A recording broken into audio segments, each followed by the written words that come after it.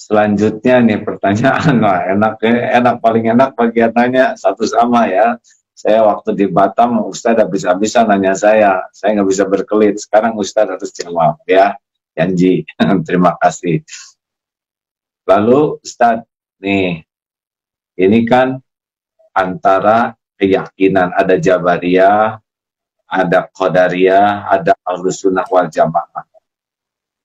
Sekarang ini bisa kelihatan nggak yang berpaham Jabariyah atau mereka semau-maunya saja pindah-pindah keyakinan ini?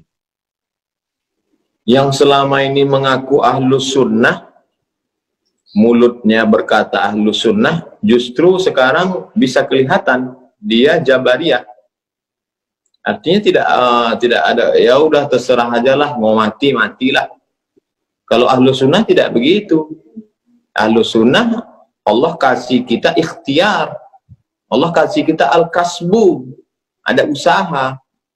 Kalau Qadariyah ekstrim, dia berkata tidak ada takdir. Tapi saya sampai hari ini masih ada ikhtiar usaha. Andai terjadi juga, disitulah kita baru bisa berkata, dari mulut kita berkata qadarullah, ini sudah takdir Allah SWT. Tapi bahwa hari ini kita mendengar Majelis Ulama mengajarkan kita, Kementerian Agama untuk menggulung karpet, kemudian Majelis Ulama mengajak menutup, bahkan tadi saya baca berita Sekjen MUI mengajak pemerintah untuk lockdown. Itu salah satu dari usaha, salah satu dari ikhtiar, salah satu dari al-kasbu, menunjukkan kita Ahlus Sunnah wal Jamaah, kita berpegang pada sunnah, kita bukan kelompok Ahlul Bid'ah. Ahlul Bid'ah waktu itu kan Jabariyah, Murji'ah, Qadariyah, Syiah, Mu'tazilah, keluar dari Ahlus Sunnah. Kita berpegang kepada sunnah Rasulullah SAW. Jadi jangan ragu-ragu untuk menyempurnakan ikhtiar, ihris ala ma yanfa'uk wasta'in billah wala ta'jaz. Itu saja, bersungguh-sungguh manfaat, jazakumullah khairan, minta tolonglah kepada Allah dan janganlah bersikap lemah. Iya. Ya kan gitu Ustaz? Ustaz sudah hafal dalilnya. Baik, nah sekarang Ustaz, kan situasi semakin berat begini nih.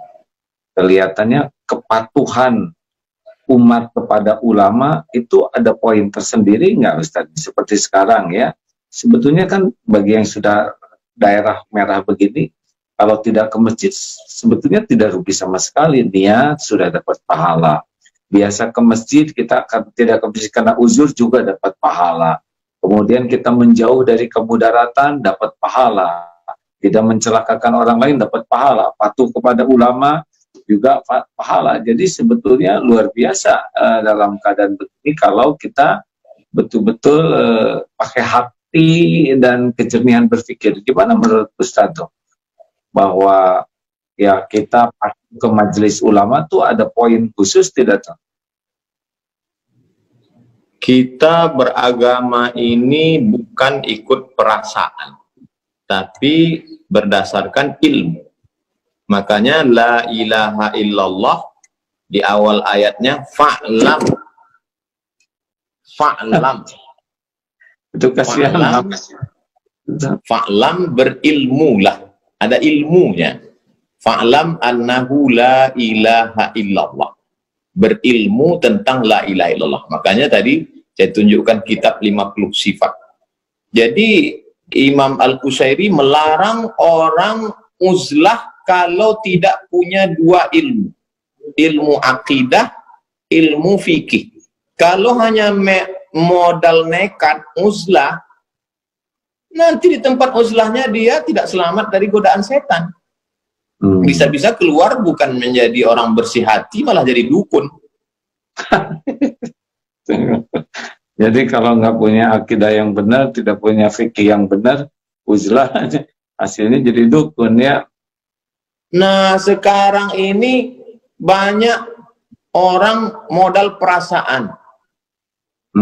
Perasaan saya nggak enak karena ninggalkan masjid. Perasaan saya nggak enak karena nggak sholat Jumat.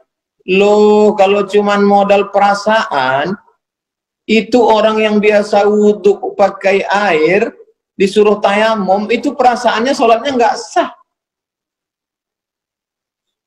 Orang yang terus sholat 4 rakaat zuhur, pertama kali kosor, itu banyak kita alami ketika bawa jamaah umroh. Wah, nggak enak kosor ini, rasa nggak sholat. Ini pakai perasaan. Iya. Jadi harus pakai ilmu, bukan pakai perasaan ya. Baik, Ustaz. Jangan marah sama saya, Ustaz. Ya. Kami memang gaya bicaranya begitu di Sumatera, karena banyak gunung, angin kencang. Baik, alhamdulillah. Nah, saudara-saudaraku sekalian, para pendengar ini senang sekali ini ya, dengan Ustaz Abdul Somad bisa dapat banyak ilmu. Nah, Ustaz, kemudian dalam situasi yang berat seperti ini, kemudian ya seperti yang tadi dikatakan, kepatuhan kepada ulama itu di dalam Islam seperti apa nih? Kalau ulama sudah mengeluarkan fatwa, sampai sejauh mana kepatuhan itu punya nilai dan tidak patuh itu merupakan keburukan? Ati Allah, ta'ala kepada Allah, wa ati'ur Rasul, ta'ala kepada Rasulullah SAW, wa ulil amri. Dalam tafsir ulil amri itu, di antara ulil amri adalah ulama. Lalu kemudian dalil yang kedua, Nabi SAW tidak meninggalkan dinar dan dirham. Nabi tidak meninggalkan istana kursi emas. Yang ditinggalkan Nabi adalah al-ulama warasatul anbiya.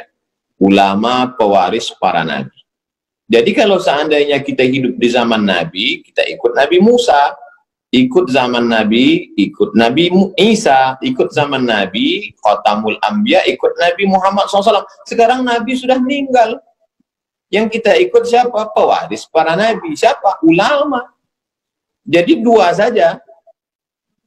Kita ulama berijtihad, atau kita orang awam ngikut ulama. Saya bukan ulama. Saya orang awam.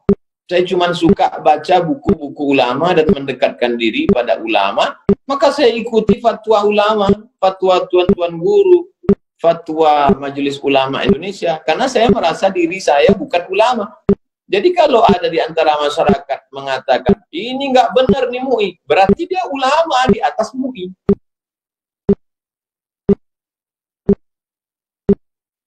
Jadi wajib gitu ya, Ustaz. Kalau memang fatwa itu sudah disampaikan, kita umat mematuhinya. Saya mau ke Bandung ketemu Kiai Haji Abdullah Gimnastiar, maka saya percayakan hidup mati keselamatan saya pada pilot pesawat. Pokoknya kata pilot, pakai seat belt, pakai.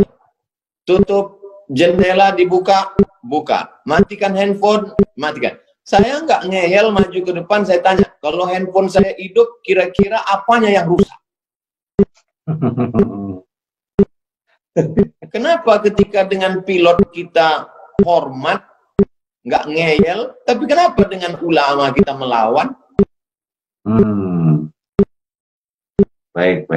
Luar biasa. Alhamdulillah.